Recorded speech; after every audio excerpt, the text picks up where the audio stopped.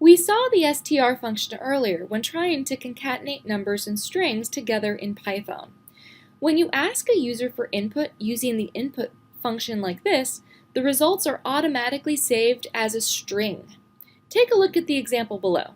There's no need to use strAge here because when the user inputs their age, it will be stored as a string in age already.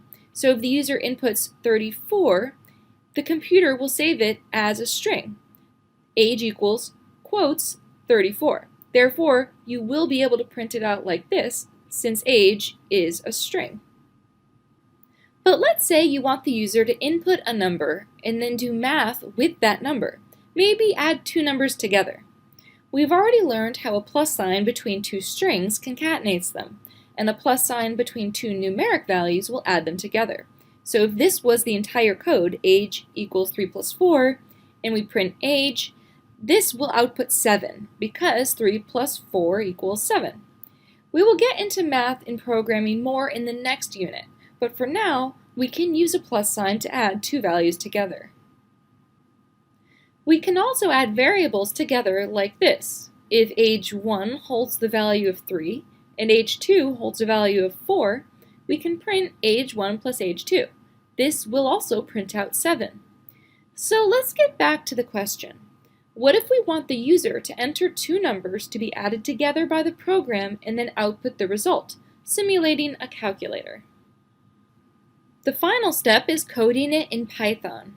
So we have print, enter a number, then we have our input, and we save that into num1, then print, enter another number, we're going to take the user's input, save that into num2, and then print num1 plus num2. Copy and paste this code into your IDE. What happens? All right, let's do that now. So I'm going to copy all this. I'm going to open up the IDE. I have to fix some of the margins here. Remember, indentation is very important in Python. All right, so let's say 3, 4. Wait a second. 34. What happened? You may have noticed unexpected results. For example, if you inputted 3 and 4, the output was 34, not 7. What happened? Python is reading the input as strings and concatenating them instead of adding them as numbers. String 3 plus string 4 equals string 34. In order for our values to be stored as numbers, we need to wrap the input with int. So here we have our input function, and surrounding that we have int, which is similar to str function that we learned earlier that turns things into a string. Int will turn things into an integer. What if we want the user to input a number that has a decimal portion? You can use float. For example, the code to input an interest rate could look like this. What is the interest rate? And then we have rate equals input, and around that input we have float. Then print the rate. And if you put in 0.17, the computer will print out 0.17 as a float.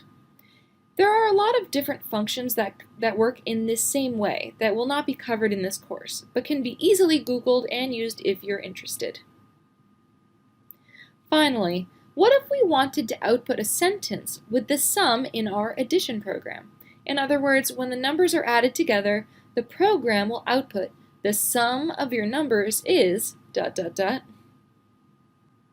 Typing in sum here will cause an error because sum is currently a number. And remember, in Python you cannot concatenate strings with numbers.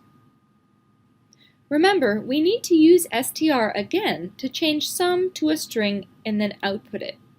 So to reiterate, when you have an input like this, it's going to automatically be a string, so we need to change it to numbers.